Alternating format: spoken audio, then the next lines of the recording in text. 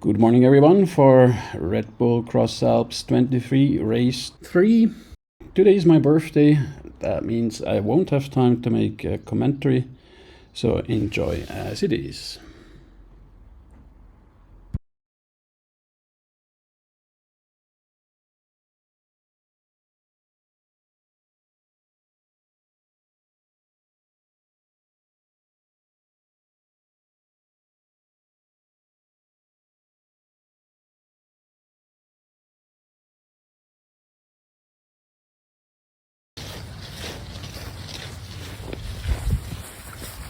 Hey Walter!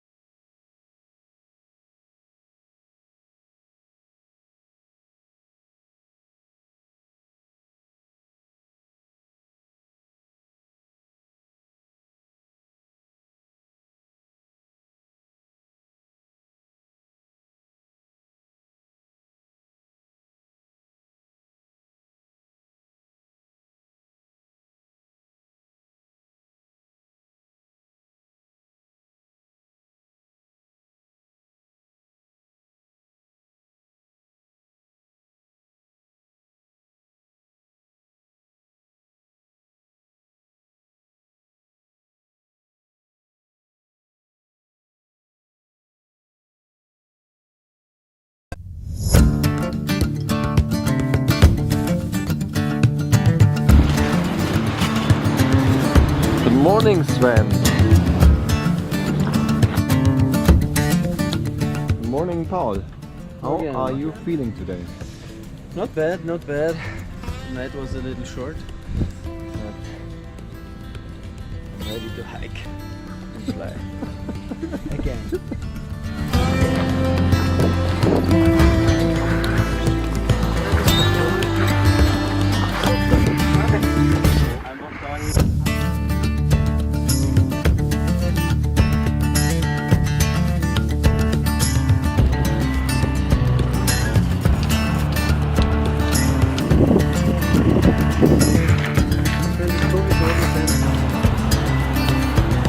So Paul, how's it going today so far? Good. Everything's fine. What's Just the plan? A little bit of hiking to the turn point and then hopefully fly more today. Yes. Up here we are pretty high, so it's going to be hard to fly out maybe. But we'll see about the timing, where it's good to go and when to take off. There's the turn point.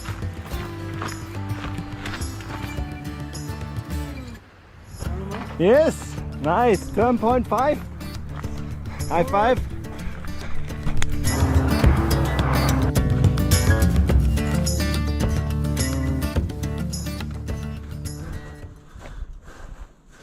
Now at the launch.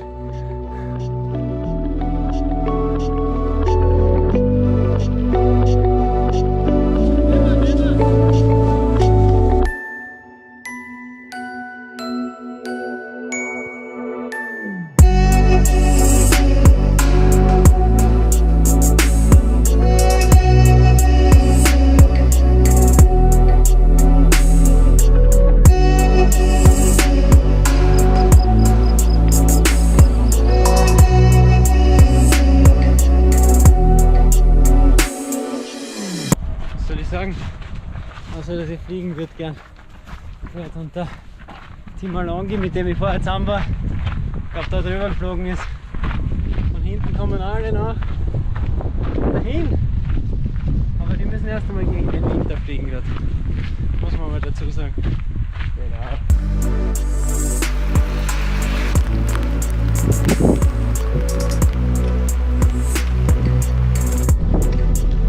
Nice, endlich mal wieder am Oberpass. Traumwetter.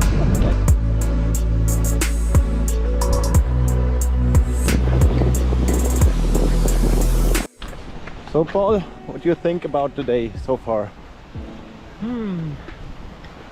Mixed feelings. I hiked a lot and I was flying well. I could almost see the front already, but then the rain showers came and that was stupid because I had to go zigzag and couldn't really make it over the pass anymore. The passes, so now an issue is a little bit that the fish turn is on the ground. Tomorrow is a good flying day, so it's landing, running up fast and then flying again, so hopefully that works well because later in the day also fish, it's not that easy to fly away anymore usually, so it will be interesting tomorrow. And today was nice in the high mountains around Pitzbuin, where we took off and we waited a little bit and then we took off and we got our thermal right away, really high up. And it was good, made it over the pass, so I saved some distance there, but still now I think I walked a total of 37 kilometers already today. Yeah, your followers hopefully know that they can already see on Instagram how you had an incredible flight in front of Pitzbuin. Oh, okay. Yes, cool. Sure. You can see the launch, I think. Yes. Nice. But look at the story. So yeah, let's go to Burka Pass, huh? There's Timalongi in front, so he flew really well. He flew a little bit further than me. I had to run that distance, but yeah, that's part of the story. This is X-Alps, huh? Yeah. Always the same again and again.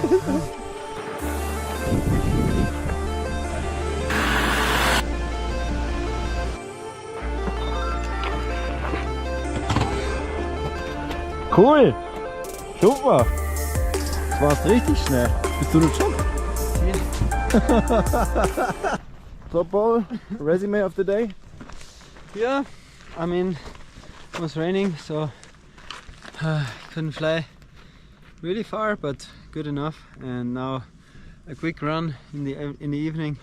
Hopefully tomorrow, not too late after 6 on the pass to fly down. That would be good.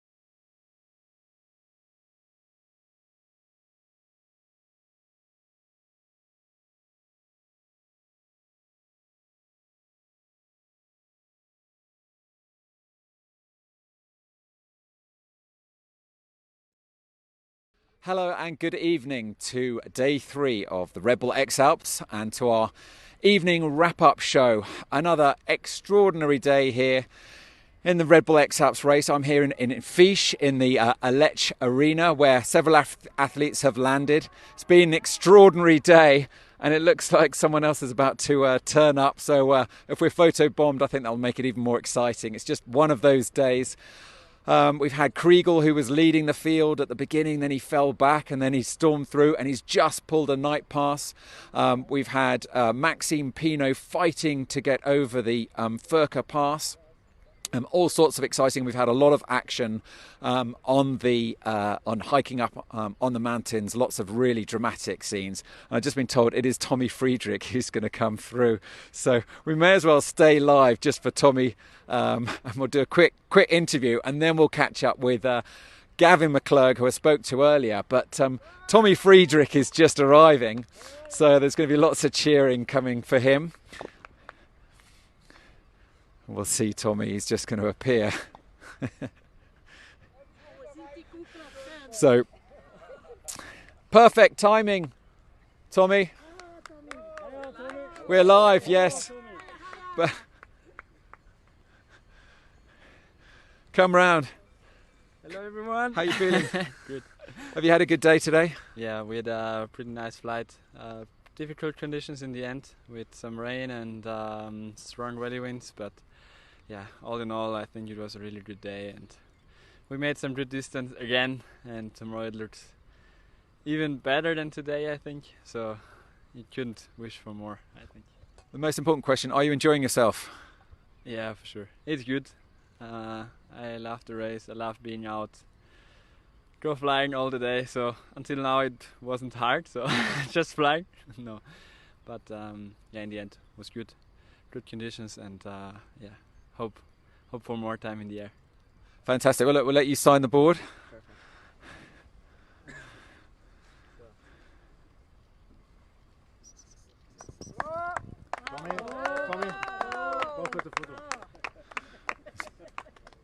Tommy posing for the obligatory signboard photo here in Fish, the Electric Arena.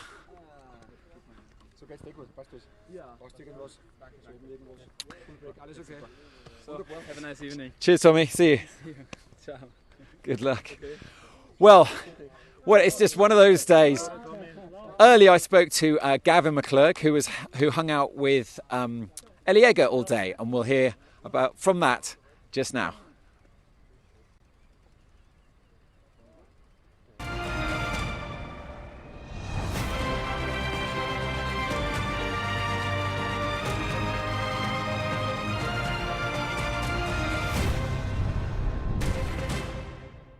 So it's been a very long day.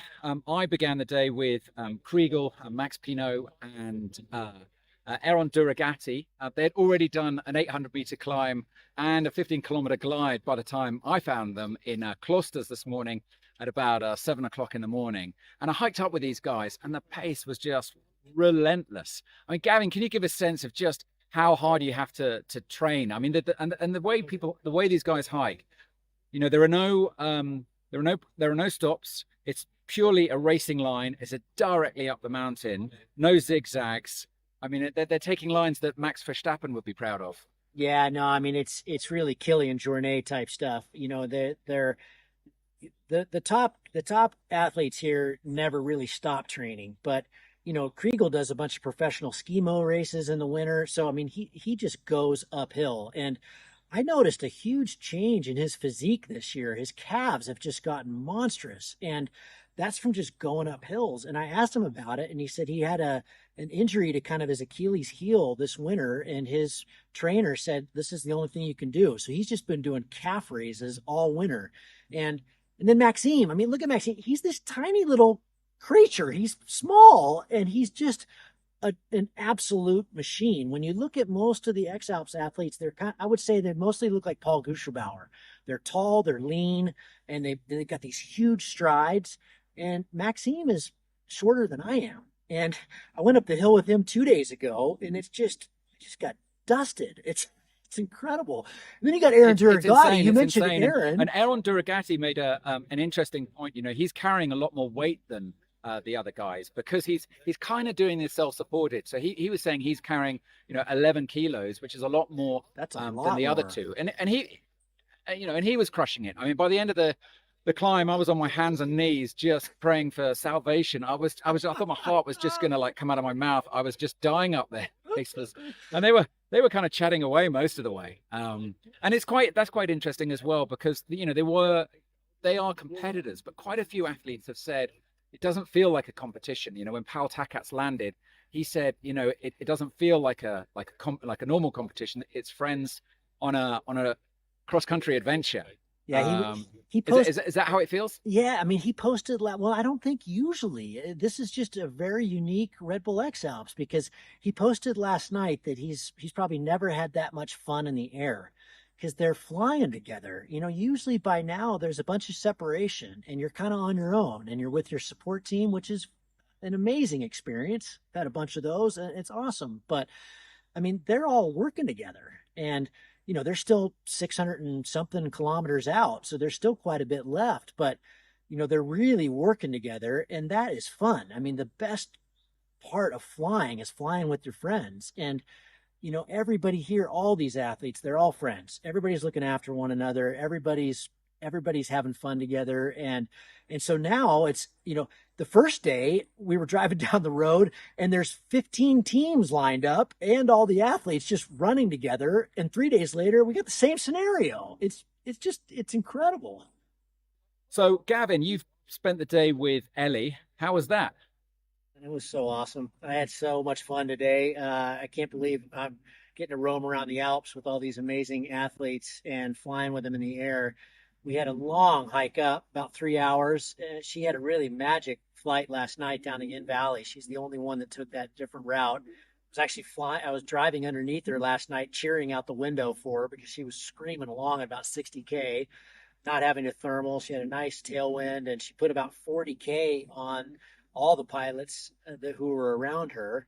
So a really nice move by her and her team. And then they did a monster hike today. It was 3 hours. I could barely keep up. I was sweating like a pig. But we got to this beautiful launch, and then it was kind of coming over the back, but she was just totally calm. I would have been frustrated. I mean, oh, we got to get going. I got to find something else. But she was just collected and calm.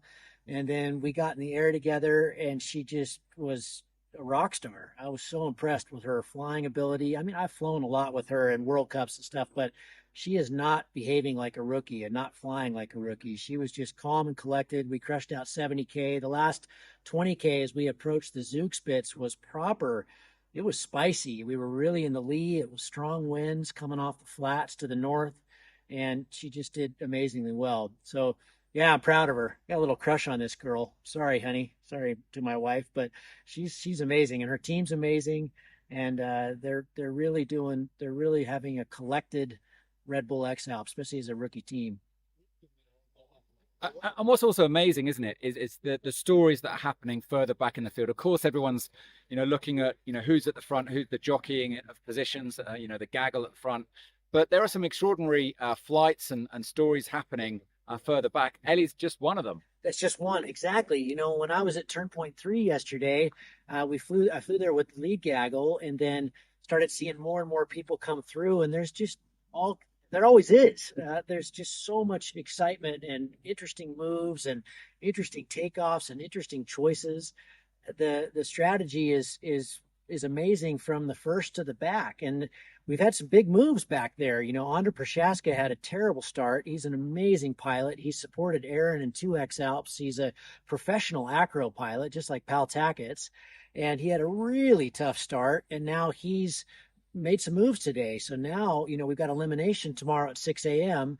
and Kinga and Celine they're going to have a battle tonight to see who gets eliminated tomorrow. So some fascinating stuff going on back then. My heart goes out to them. That's a tough place to be. But yeah, there's interesting moves going on all over. I mean, look at today. Every time you looked, every 15 minutes, we had a completely different race. We had Pal just crushing it out, and then Kriegel was out in the lead, and then suddenly he's way back, and now he's back out with the leaders again. I mean, it's craziness what's going on. I've never seen it so tight.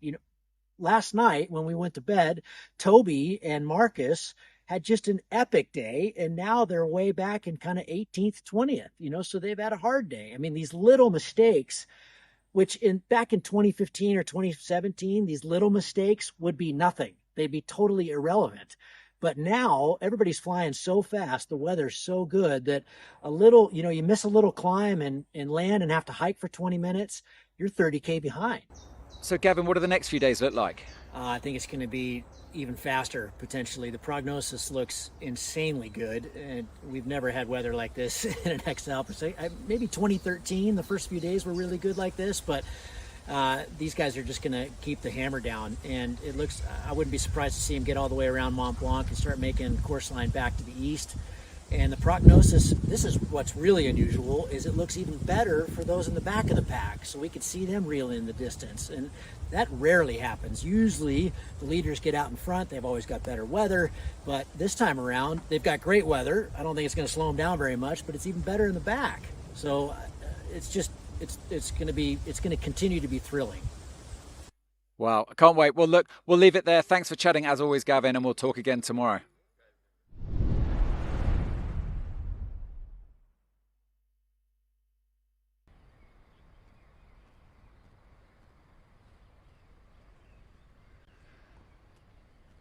So here we are in Fiche. There were some very exciting scenes early this afternoon when Max Pinot was the first athlete to arrive here, followed just right after him by Pal Tackett's, who just appeared over the ridgeline. He's just having such a great race. But you know, when when Maxime landed, he was just grateful to be on the ground. He'd had a really tough flight, and he sort of said, you know, I'm really not sure I want to fly again today. It was tough out there. There were strong winds, strong valley winds. When he first went to try and get over the Furka Pass, if you scroll back and look on live tracking, you'll see that he turns back, he gets flushed down, he recovered. But he actually said that was the least of his troubles. The more serious thing was just the turbulence and the wind, and it was a long day, a tough day for all the athletes there. Simon Oberauner, who arrived about 20 minutes ago, he just said, it was tough. It was just, everything was tough. When I asked him, could you define tough? He just said everything. So difficult day. The big announcement now is at 8 o'clock. We've got the athletes have until 8 p.m. to declare a night pass, and we have 5 athletes who've pulled a night pass. And of course, the reason for that is that tomorrow is the first mandatory elimination. So the person in last place tomorrow morning at 6 a.m. will be eliminated. So at the back, we've got Jungming Song, Kinga Mastalis and Laurie Genovese, who are respectively in 32nd, 31st and 30th place. They've all pulled a night pass. And also Rich Binstead, who is in 28th place.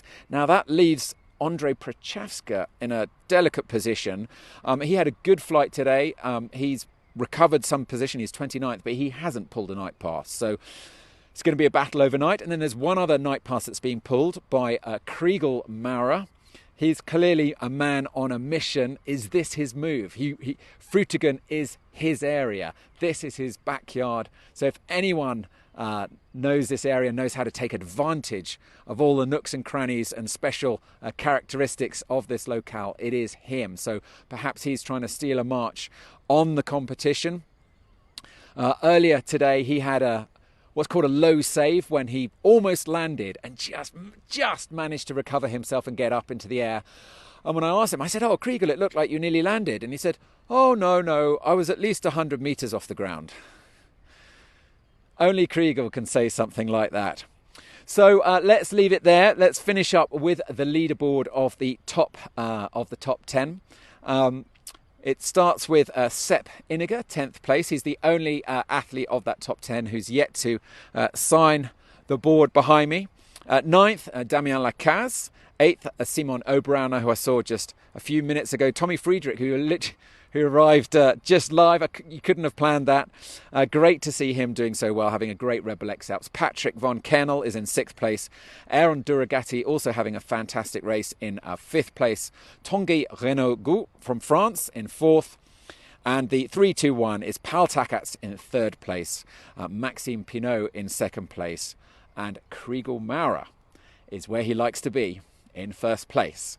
The question is, can he stay there? Well, overnight, that's for sure. But tomorrow brings better weather. Anything can happen. Thanks for watching.